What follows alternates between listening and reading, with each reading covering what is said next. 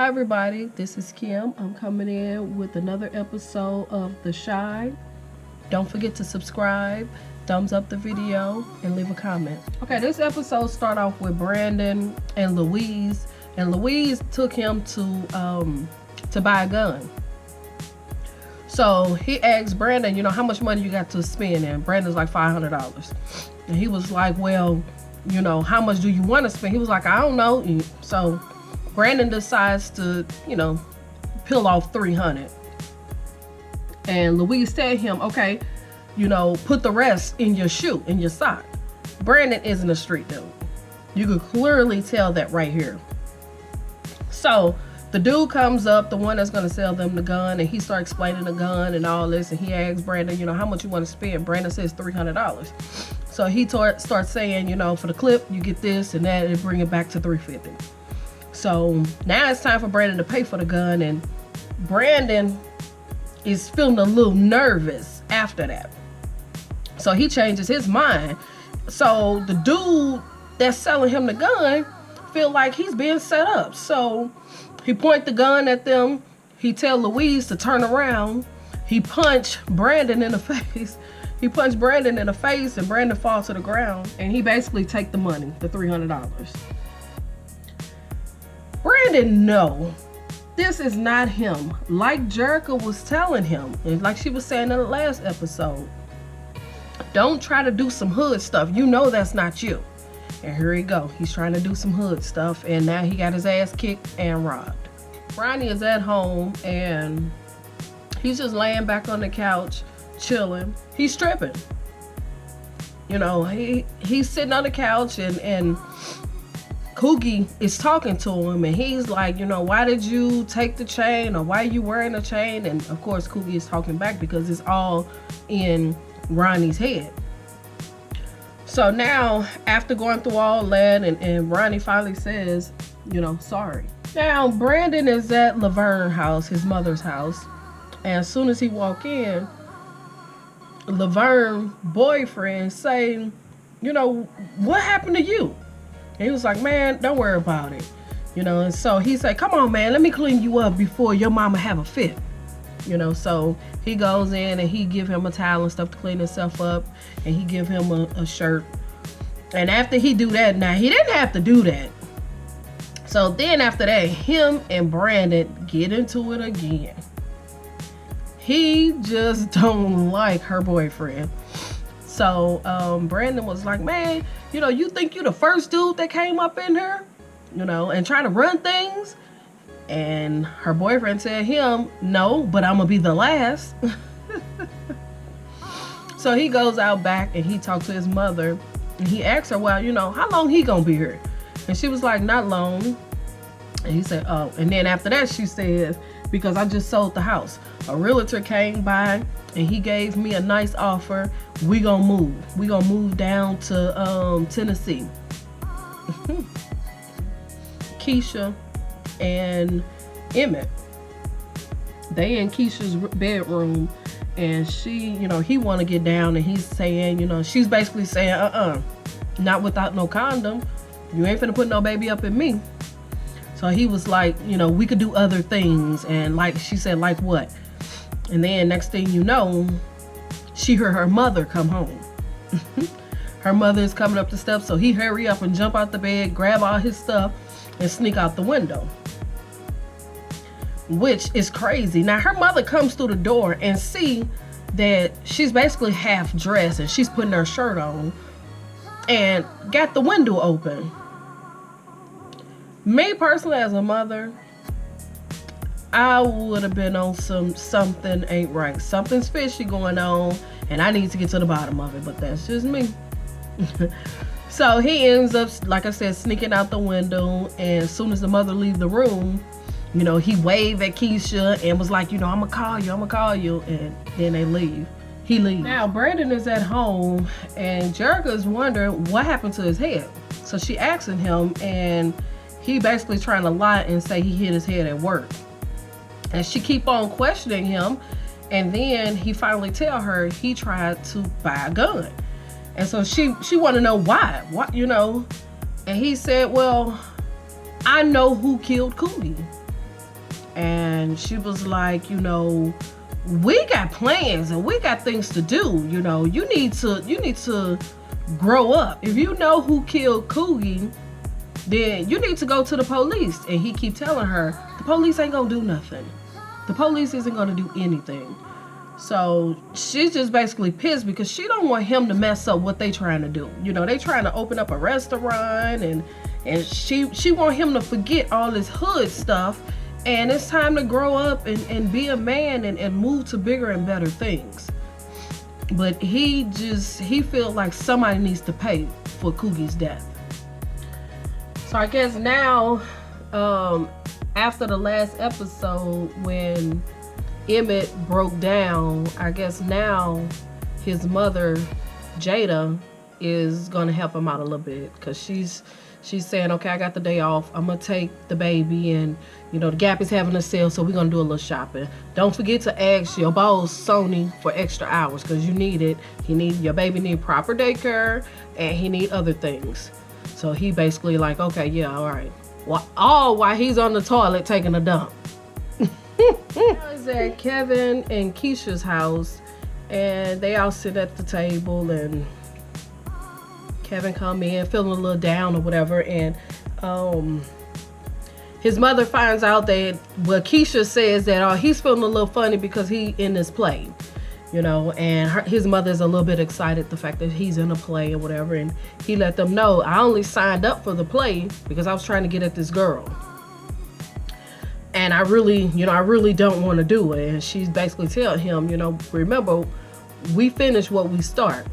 So now Ronnie is at Tracy's job. I guess he texts her or called her and say, hey, come down, you know, I want to talk to you.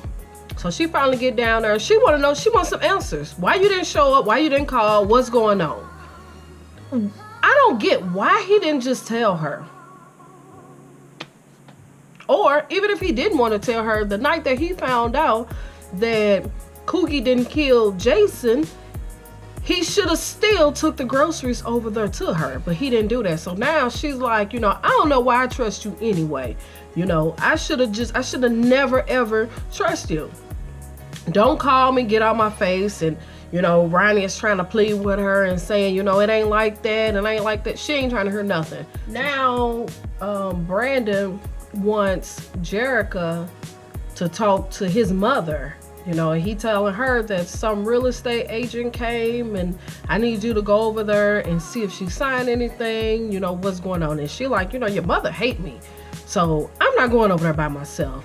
So he basically begged her and she give in, and she says, okay, I'll do this, but I got to be in and out because I got another client that, you know, I got to go see today. So she agreed. So now Q wants to see Trace. He's walking up to the car, and Reg is out with some other guy. He was like, you know, keep walking on, old man. And he was like, what you want, you know? And he was like, I want to see Trace. And he was like, no, you better. He pulled up his shirt to show his gun, and he was like, so what, am I supposed to show you mine? So after that, Trace raised the window down and say, okay, he good, come on, you know. So he gets in the car. Mind you, he got a little towel. He's wiping off everything, all his fingerprints, as he opened up the door with the towel. And as he get in the car, he's wiping off everything. Yeah, now Q is inside the car, and him and Trace is talking. And he said, oh, I guess you back. And he said, I heard you was back. And he was like, oh, I guess people talk. And he basically asked him, are you here for good? He was like, oh, okay, I see business is good. And Trace like, yeah, we blessed. Then Q tell him, you know, after he says we blessed, he said, well, it's a lot of shooting going on. And he was like, well, you know, I ain't got nothing to do with that. My stuff is tight. So Q is telling Trace, you know, all these bodies dropping is not good. And Trace tell Q, you know, you on the beach, so why you care about what's going on? You know, and he's basically saying, hey, it's not good. Then Trace said, you came all the way here to give me a lecture on that. And as he was saying that, he was kind of looking away. And Q tell him, hey, you know, look at me when you're talking to me. So he turned around and he repeated himself. And Trace asked him too, you know, do you know this kid? And he said no, but I think he know the kid. I honestly do. Even though he said he don't. I think that's his kid, that's his grandkid, that's somebody he know. So, and he was like, well, you know, anything you need help with, let me know. And he was like, yeah, I need to know what happened to that kid, the basketball player. I need to know what happened to him. Now Emmett is back at work and they changing the grease out, and of course Sony wants to keep it because he says a lot of flavor in there. That is really disgusting when you think about it, because it's a business. You throw that stuff out and you start new. But he's saying that it has flavor in it and it's gonna be good with other food. Disgusting. So then he asked him, you know, did you take care of your baby situation? And he was like, yeah, you know, I'm trying to. So he asked him about new shifts and more hours, and he said, you know, if we get some, you know, I'll give them to you. And he said, well, did you give Q back his money? And he was like, oh, I was meaning to. And he let Emmett know, you know, he ain't the one you want to play with. You know, you need to try to give him his money back as soon as possible. Now Ronnie is at the police station waiting on Detective Cruz. He pulls up and Ronnie approached him and said, Detective Cruz is like, wait, hold up. You know, and kind of stop him. I think he don't trust anybody. But I don't know. So he told him to hold up. He gets out the car or whatever, and he was like, you know, we got his stuff. We got Jason's stuff, but we didn't have the cell phone. And Detective Cruz is like, well, we gave y'all everything we had. Maybe the phone got lifted. I don't know. And he was like, well, what am I supposed to do? And he was like, man, we gave you everything. You know, and he was like, am I supposed to forget that my son is dead? And he was like, no, but you're supposed to stop asking questions. So now Kevin walking to school or walking home from school, and Maisha stops him and grab him and basically pull him on the side in the alley and start kissing him. She is really digging Kevin, and Kevin don't want no parts of her. Now Brandon and Jerica is at Laverne's house, and she's walking through, you know, looking at the house and just trying to figure out how much the house is worth. So she finally sits down, and that's when Laverne and her boyfriend says, you know, we looking to downsize and we're gonna get a condo. And she says, we're on the south side. And she said, no, they say, no, we going to Tennessee. You know, and they start explaining how Tennessee is nice and things like that. So then she says, okay, with the upgrades in the neighborhood and everything, you probably could get more than what you think you could get for this house. You know, this house is really, you know, it could bring you a lot of money.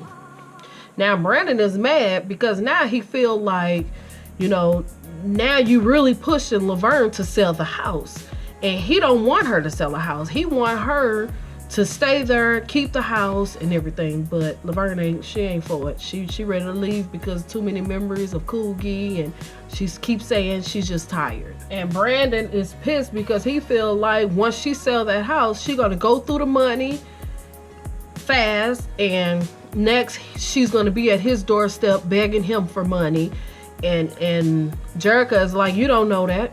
And he was like, I do.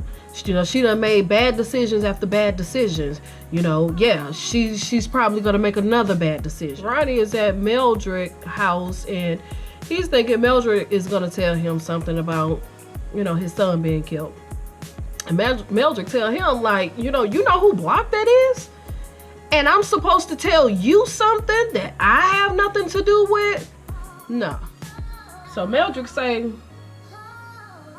okay, I need you to do something for me.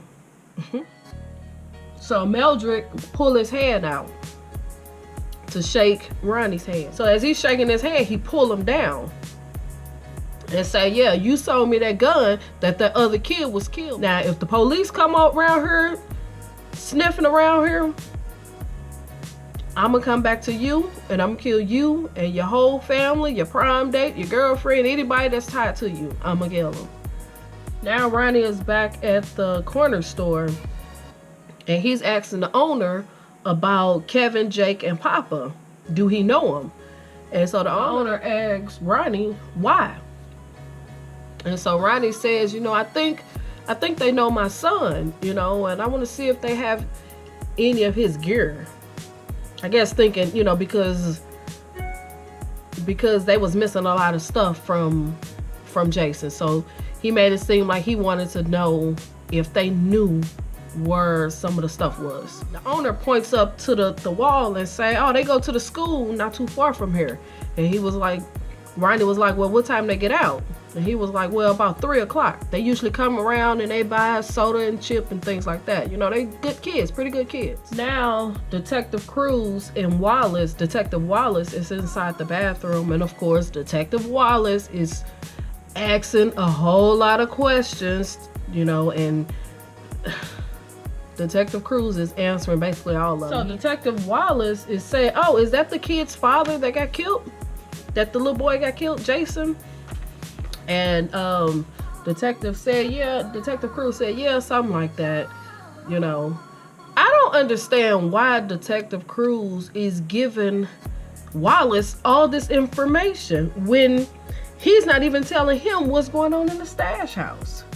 He's not telling him anything.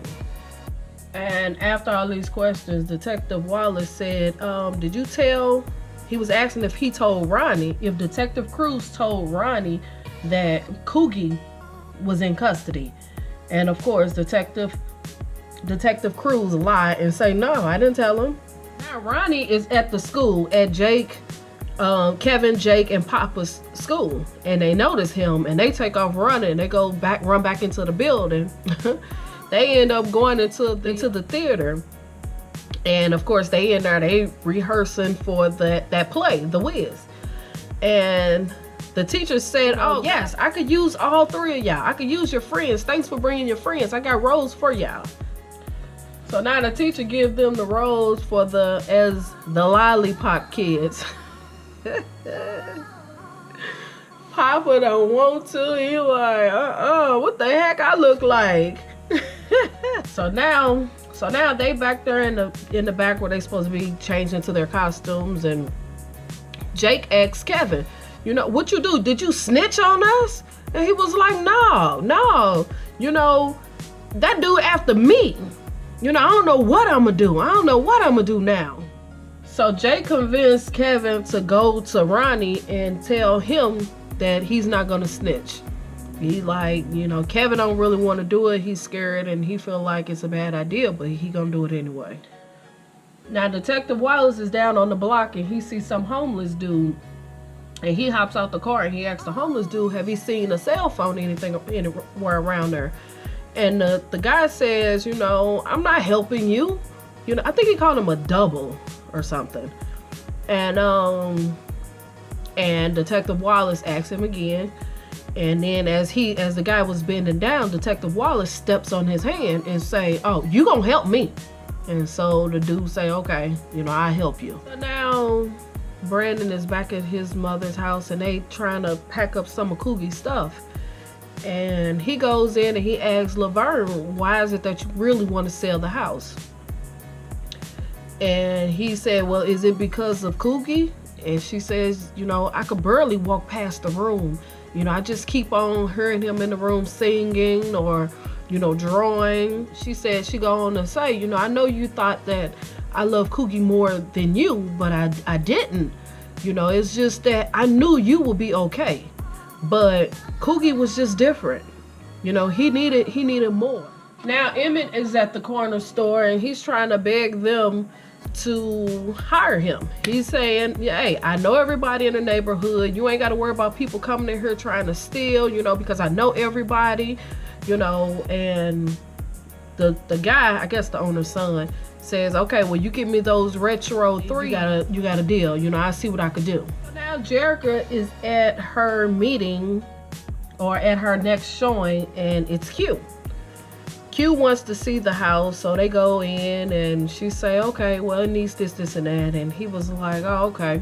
And she's trying to convince him to move on the west side or somewhere.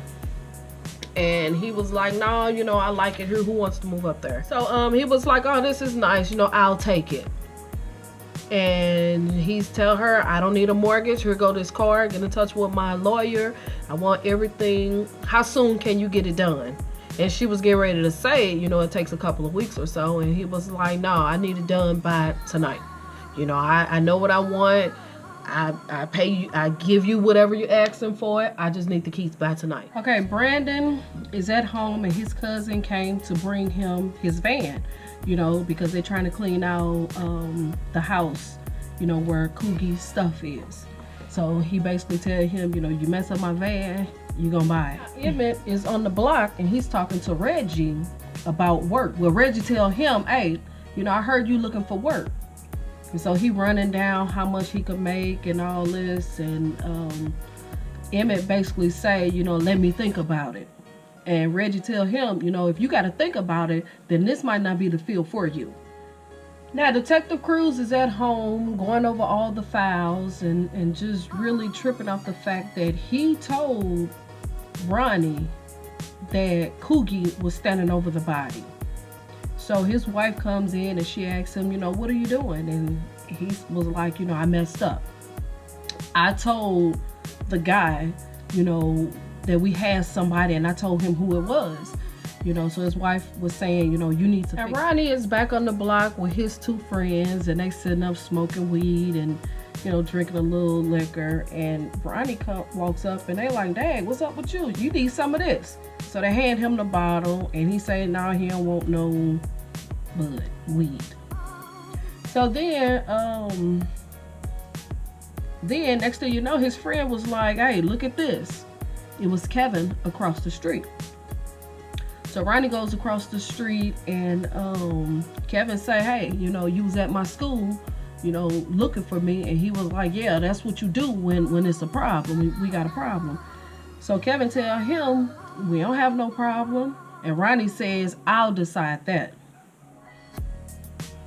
Now, Q is at the house that he just bought. Come to find out, the house is right next door to the stash house. He pulls a table close to the window, and I notice he's touching everything with a napkin or a handkerchief or something, so he don't leave any fingerprints behind. He sets up his radio and starts smoking his cigar, and he's looking out the window watching all the action that goes on at that stash house. Now Brandon makes it home. He's getting out of the van that he borrowed from his cousin, and he noticed Kevin pulls up. He rides up on that bike. Kevin tells Brandon, you know, I'm sorry for the way I act the other day when you came to my house. And he was like, that's okay. He said, well, you know, how you find out where I live? And he mentioned somebody's name, told him. I don't know, I can't remember the name, Sandman or something like that. So then he was like, all right, you know, you be safe or whatever. And as Brandon was getting ready to walk in the house, he noticed Kevin was still standing there. And he turned around and he said, what's wrong? And he was like, well, you know, I was wondering if, you know, you could walk me home because it's getting late, it's dark, and I got to cut through the park, you know. And so Brandon was like, all right, it ain't no problem. I'll do that. I'll walk you home. Now, as Brandon and Kevin is walking through the park, they're just kind of talking. Kevin just all of a sudden stopped. And Brandon's like, what? What's wrong, man? What's wrong? And he just kind of nodded his head or whatever. And Brandon turns around and it's Ronnie.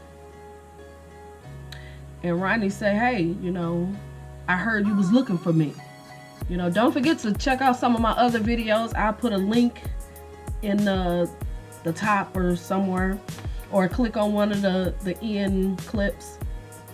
Don't forget to subscribe, click the thumbs up, like the video, you know, comment. Let's talk about this, y'all. Let's talk. What do you think? And do you think I'm right on some of these things that I'm saying? I think I am, but I don't know. Let's just comment at the bottom. Let's have a discussion. Let's talk about this episode or the previous episodes. You know, let's put our heads together and see if we can figure this whole The Chi out.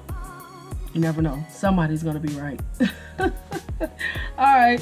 See y'all in the next one. Peace.